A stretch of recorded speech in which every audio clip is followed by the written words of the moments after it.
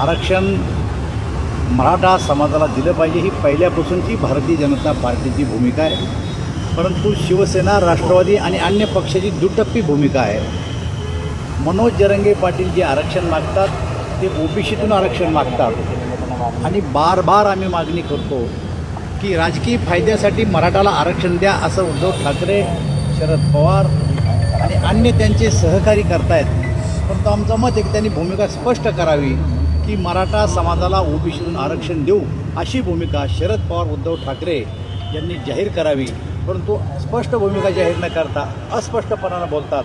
मराठ्याला आरक्षण द्यायला पाहिजे असं शरद पवार म्हणाले, पण कोणाच्या आरक्षणाला धक्का न लागता द्यायला पाहिजे अशी त्यांची कालची परवाची भूमिका आहे.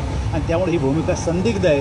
भूमिका स्पष्ट करावी. आणि जर ओबीसीतून आरक्षण देणार असेल तर तसं लेखी द्यावं जरांगे पाटलाला किंवा त्यांच्या जाहीरनाम्यावर त्यांनी टाकावं अशी आमची मागणी आहे.